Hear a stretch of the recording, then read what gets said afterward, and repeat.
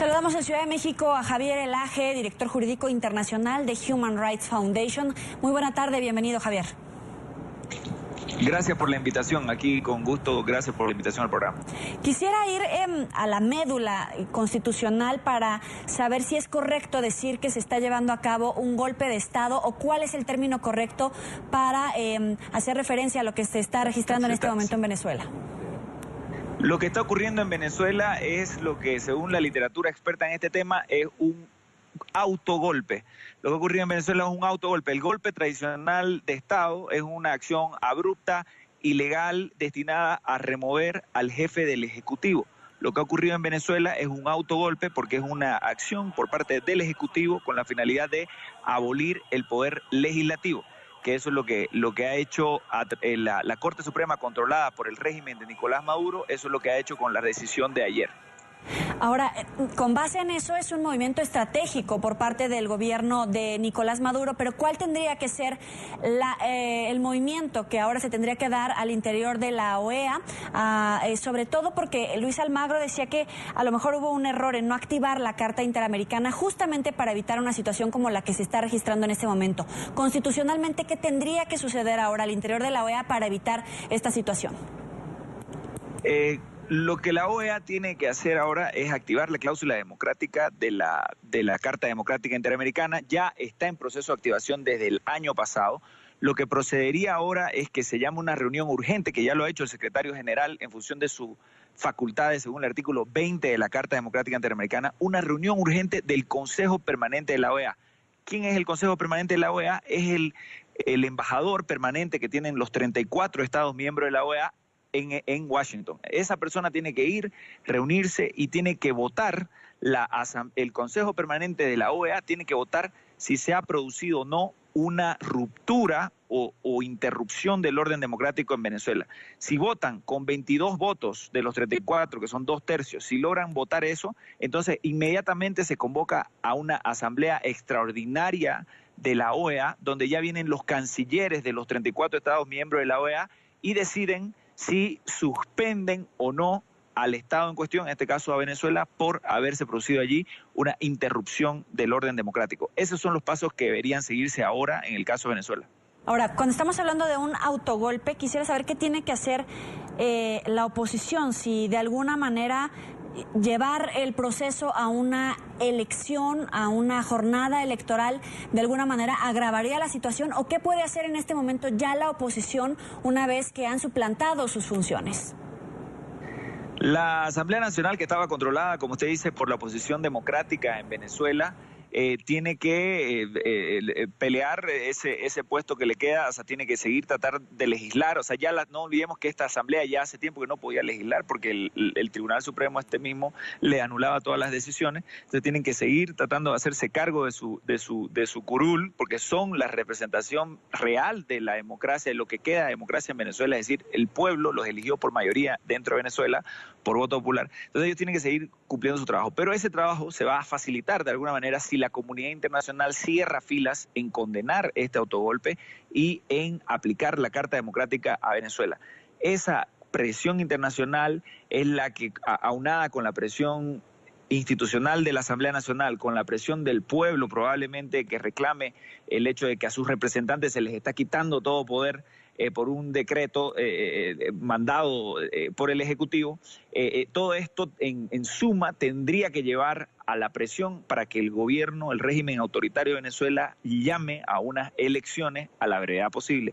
De la misma manera que en su momento el régimen de Pinochet llamó a elecciones ante la presión del pueblo, ante la presión de las fuerzas democráticas dentro de Venezuela y ante la presión internacional, estas acciones deberían llevar eventualmente a unas elecciones en Venezuela para que haya una transición pacífica hacia la democracia y que sea el pueblo venezolano el que decida si quiere seguir estando bajo el régimen actual o si quiere un régimen democrático.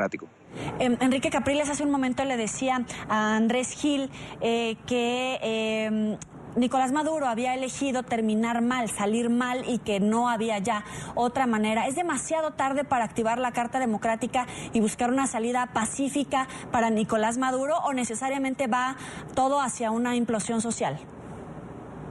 Mire, es cierto que la Carta Democrática Interamericana se ha aplicado tardíamente a Venezuela porque lastimosamente en las instituciones, detrás de las instituciones hay personas, y así como un banco puede surgir o caerse detrás por la manera en que se administran personas, un país cuando tiene un buen presidente puede surgir más que cuando tiene un pésimo presidente. Lo mismo ocurre con la OEA, y la OEA tuvo por los últimos 10 años a un secretario general pésimo, desde el 2005 hasta el 2015, que fue donde más se erosionó la democracia en países como Venezuela, Bolivia, Ecuador y Nicaragua, con Venezuela por supuesto siendo el caso más grave, más terrible.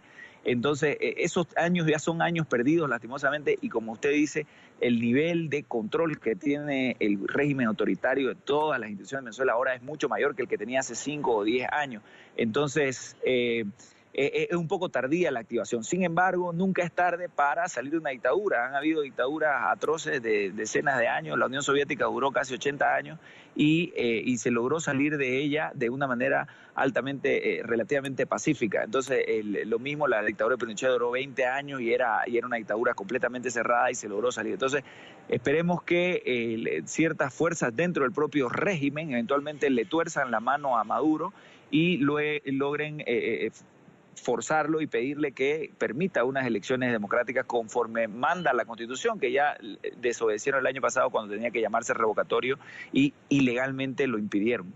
No hay manera de hacerle manita de puerco a Nicolás Maduro, porque finalmente cada vez que hay una convocatoria a la comunidad internacional vienen golpes como este, como un golpe de fuerza, porque cuando estaban reunidos los países miembros de la OEA en esa votación, justamente se tomó esta decisión cuando la oposición o las esposas de los líderes opositores se reúnen con personajes del escenario internacional, vienen medidas de represión contra los presos políticos. ¿Hay manera de hacer entrar en razón a Nicolás Maduro, o por el contrario les está saliendo contraproducente y cada vez se vuelve más virulenta la reacción del chavismo? Mire, esa pregunta que hace usted es excelente, y yo trabajo en HRF, estoy basado principalmente en Nueva York, ustedes están basados en Colombia. Nueva York está dentro de un país democrático con todos los defectos que tiene la democracia en Colombia y en Estados Unidos. Entonces, nosotros podemos nada más adivinar qué es lo que sería ideal. Sin embargo, hay que preguntarle a la gente de la oposición venezolana qué es lo que ellos piensan. Y en mi experiencia, todas las personas con las que uno habla dentro de la oposición venezolana, o por lo menos la gente como la gente del Partido Voluntad Popular, que es una fuerza importante dentro de la oposición venezolana y que han puesto la mayoría de los presos políticos, incluido a Leopoldo López, su líder principal, uno le pregunta a ellos y ellos tienen claridad de que la presión internacional es vital para que ellos puedan eventualmente llevar a una transición a la democracia. De lo contrario, no va a haber dicha transición, porque allá mismo ellos los reprimen con facilidad. Entonces, ellos se sienten empoderados cuando la comunidad internacional actúa. Entonces, ellos, que son los que ponen los presos políticos, que son los que ponen las personas reprimidas por el gobierno, nos piden a la gente que estamos fuera que la presión internacional por la democracia es importante. Entonces, yo creo que los jefes de estados de toda América Latina hacen un gran favor a los demócratas en Venezuela y serán reconocidos por la historia si en este momento importante están a favor de los demócratas dentro de ese país. Finalmente, parece que estamos en un punto de no retorno en Venezuela, pero quisiera saber cuál es el papel o el poder real de la Organización de Estados Americanos, porque a pesar del informe de Luis Almagro, a pesar de su actuación, a pesar de la negociación y el diálogo que se ha dado, al final no lograron consensuar la mayoría de votos, estas 2/3 partes, y ya llegamos hasta este punto que parece de no retorno. ¿Cuál es el poder real de la OEA? ¿Todavía sirve como un instrumento de negociación en la región? Sí, el mayor poder en este caso de la OEA puede ser el lograr la suspensión del régimen de Nicolás Maduro, es decir, aislarlo de la comunidad de democracias latinoamericanas. De nuevo, esto es algo que en mi opinión y en la opinión de la organización de la Human Rights Foundation debió haber pasado ya hace un tiempo. Y lastimosamente no ocurrió. Pero el poder máximo que puede tener la comunidad internacional es la de llamar las cosas por su nombre. Y si Venezuela es una dictadura, por tanto, llamarlo dictadura y excluirlo de la comunidad de estados por ser una dictadura. Y dejar clara la puerta de que la comunidad de estados interamericana no va a descansar en apoyar a Venezuela hasta el momento en que vuelva a ser una democracia, y poner presión de todo tipo, porque la presión no es solamente que deje de venir a Washington el emisario del régimen dictatorial, no no es solamente eso, sino que con ellos se activan una serie de otras presiones que incluyen a presionar a la banca pública internacional como el Banco Mundial, como el BID, como el ACAF, que son entidades de crédito internacional que muchas veces ayudan a gobiernos por ser democráticos, pero que a un gobierno dictatorial deberían quitarle ya cualquier tipo de ayuda económica. Eso le pone presión al régimen, presión fiscal al régimen, porque el régimen para sostenerse tiene que pagarle los sueldos a los militares, a los policías, a toda la gente que reprime. Entonces, el momento en que ya no haya plata para pagarle el sueldo, en ese momento el régimen no le queda otra que dejar del curul. Entonces, ese tipo de presión, el inicio de una suspensión de Venezuela de la Organización de Estados Americanos es el inicio de una serie de hechos que van a poner mayor presión internacional al régimen, ¿no? Agradecemos a Javier Elaje, director jurídico internacional de Human Rights Foundation. Muchas gracias por estar con nosotros. Gracias a ustedes por la invitación, con gusto.